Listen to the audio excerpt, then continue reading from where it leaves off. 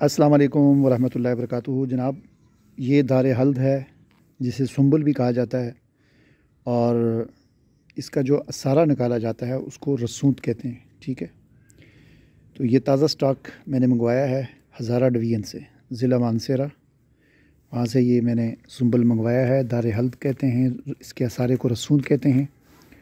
मुख्तलिफ़ नाम हैं मुख्तलिफ़ इलाक़ों में इसके, लेकिन तिब्बी इस्तिलाह में या तिब्बी ज़ुबान में इसे दार हल्द कहते हैं। ठीक है, या दार हल्दी कह लें आप। ठीक है, हल्दी की तरह रंग है इसका, पीला रंग होता है और इसके तो बेशुमार फ़वाइद हैं। और ये एक मेरे अब तक मैंने जितनी जड़ी बूटियाँ पढ़ी हैं उनमें से शायद ये वाहिद जड़ी बूटी है कि जिसके फ़वाइद इतने ज़्यादा हैं कि शायद इतने फ़वाइद और किसी की ना हो।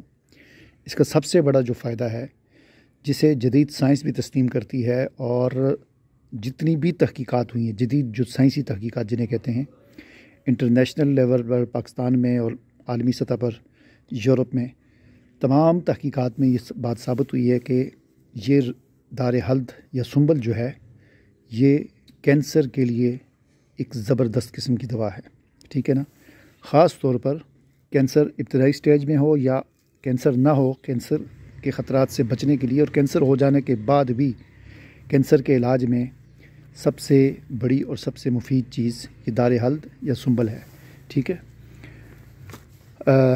मैं इसकी चूँकि और भी बहुत सारे फ़वाइद हैं तो मैं इसका इस्तेमाल जो बवासीर की दवाई होती है उसमें करता हूँ। इसकी रसूद, इसके जो असारा निकाला जाता है, रसूद जिसे कहते हैं, वो मैं जो दवाई बनाता हूँ बवासीर की, वो बवासीर की, बगंदर की, नासूर फिस्टोला की, उसमें इसका सारा इस्तेमाल होता है।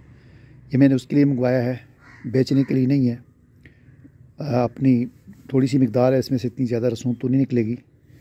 अलबत्ता इसका जो छिलकों का मैं पाउडर भी बनाऊंगा। ये छिलके मैं उतार रहा हूँ, ये देख रहे हैं आप, छुरी के साथ इस तरह ऊपर से खुरच खुरच कर छिलके उतारे जाते हैं तो इनका पाउडर बनता है।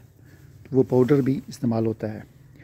पहाड़ी इलाके जितने भी हैं, ज़िला मानसरा, हज़ारा डिवीज़न, कश्मीर, गिलगित बल्तिस्तान, जितने भी, तो वहाँ पर ये बहुत ज़्यादा होता है। और बचपन से हम सुनते हुए आए थे कि देहातों में उस वक़्त अस्पताल ये चीज़ें कम होती थी, तो कोई भी मसला होता था, बुखार होता था, बुखार में बहुत ज़बरदस्त ये काम करता है।